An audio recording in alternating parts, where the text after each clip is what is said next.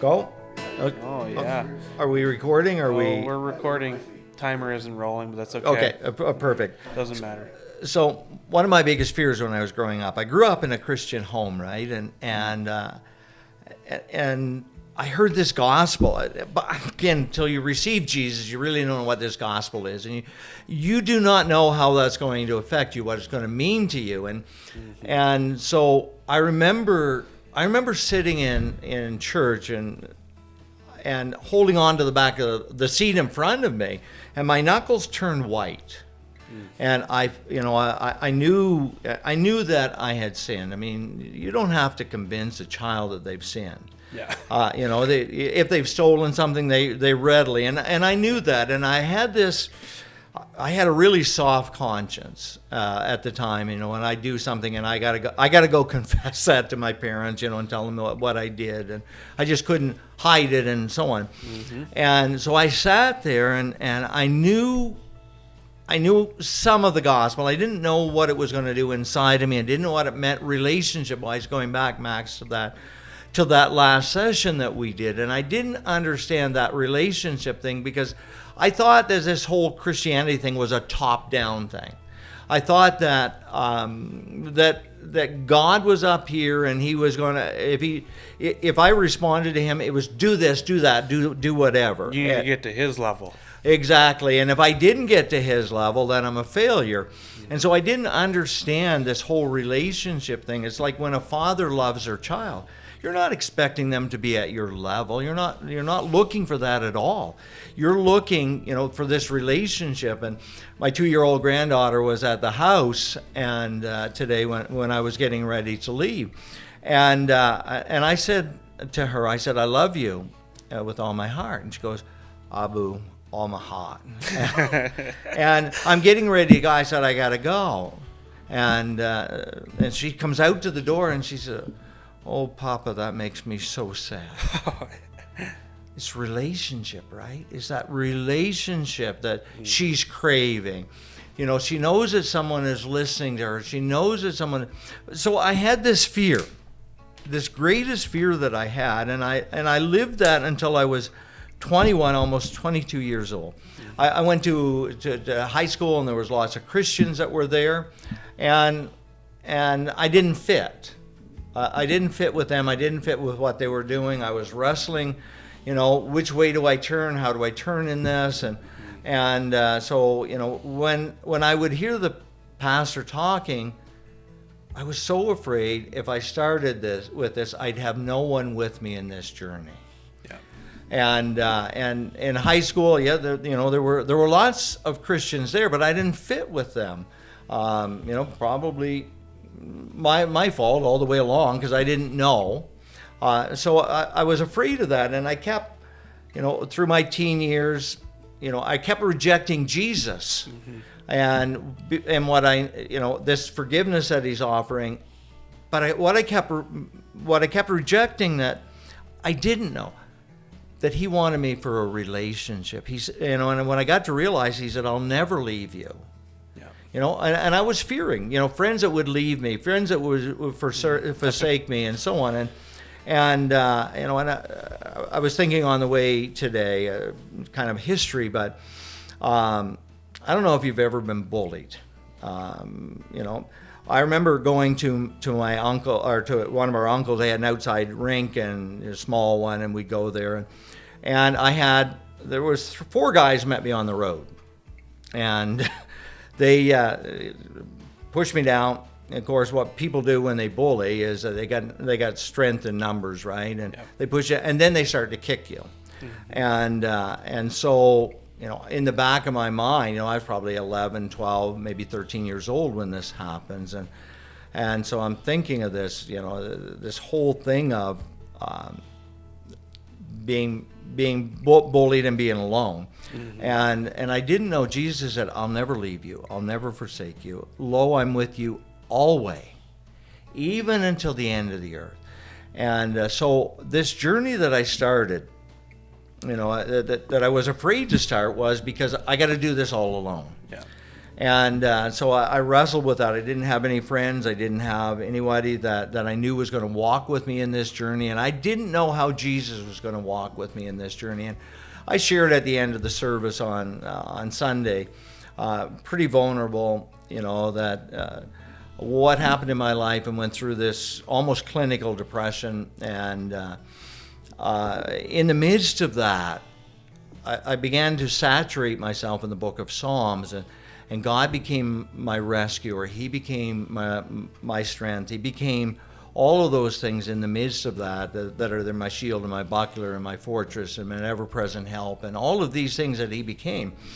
And so when I was almost 22 years old, I remember the night that I laid in my son's bed. He was 4, and I was heading away. I was trucking, and I was away Monday to Friday. And he said, "Dad, will you lay down with me?" I laid down with him, and he went to sleep.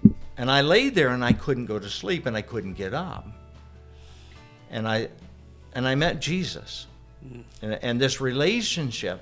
I came to him and I said, "God, I know that I got this sin and I can't do anything about it. And I know there's this hole, this void inside of my life that I'm trying to fill with everything else." Yep.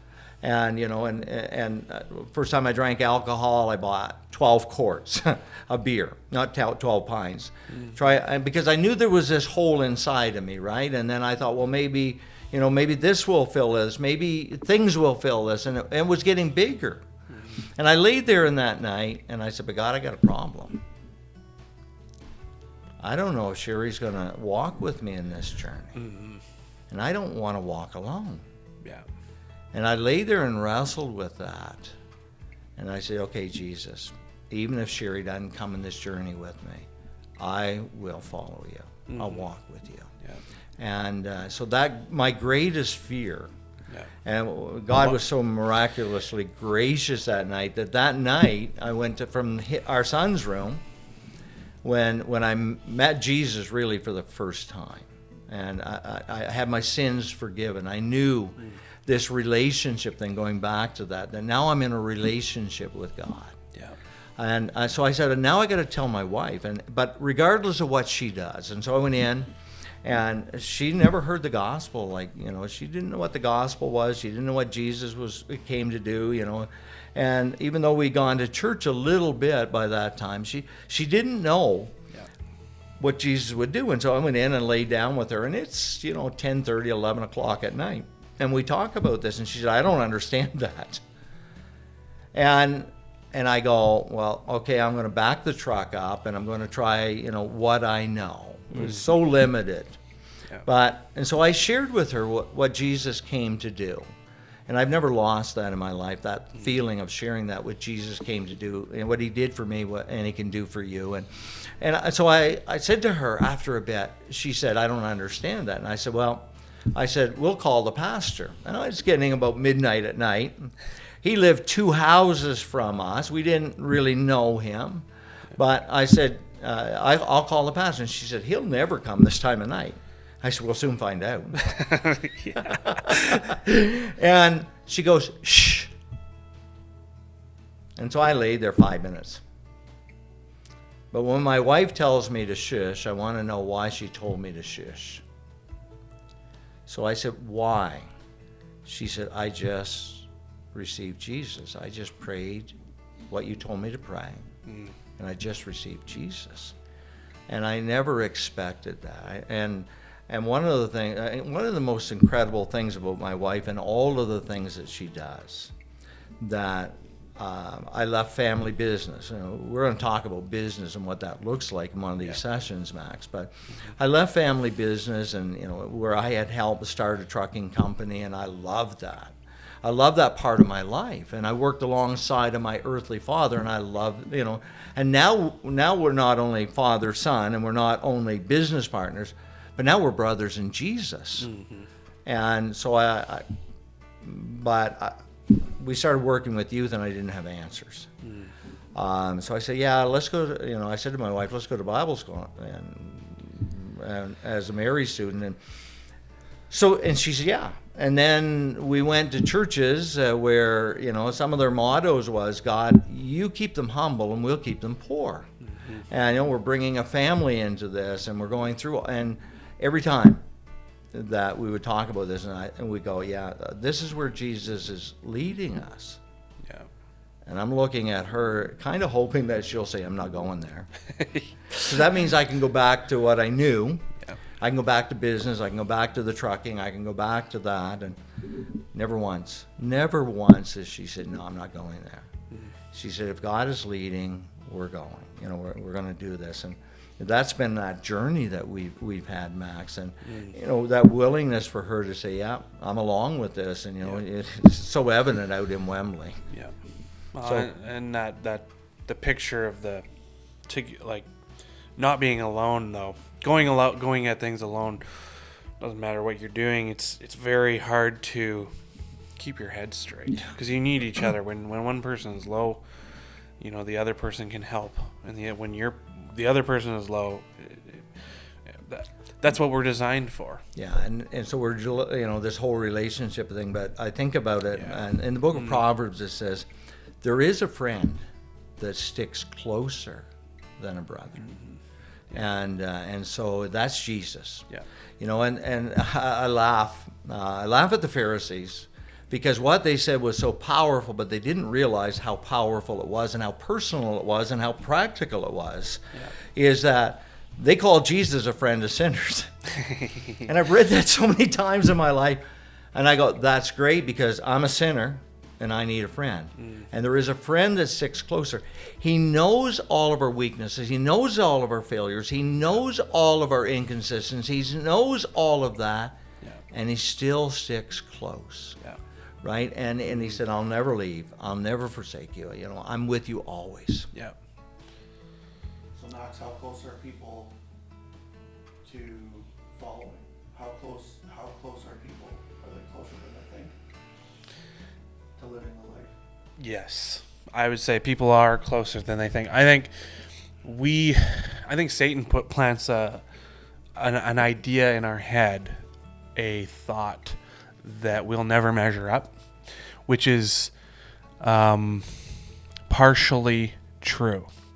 When on our own we won't measure up, but with Jesus, he takes away the sin if we let him, and if we just say yes to him and accept the gift that he's given to us, and recognize that he's coming to us, and we just have. It's like you've said it many times. It's like writing a blank check to somebody for, not a blank one, but say $1 million, and saying, "Here you go, take it." What do I have to? I have to have that in my account in order for that to be real. So the realness has to be there. So the picture of that being Jesus dying for our sins in perfection, he has the right to give that to us and to forgive our sins for that. But if... Question? Yeah, well, it's just leading into what does it cost? Yeah, so I think there's two things. I don't know where we, in this session where we cover all of this or not, but there's two things. Number one, how close. Yeah. And so close and cost, two C's there for us. And Yeah. but that close, the more that people struggle with, it's probably the closer that they are, because the flesh is saying, I don't want to.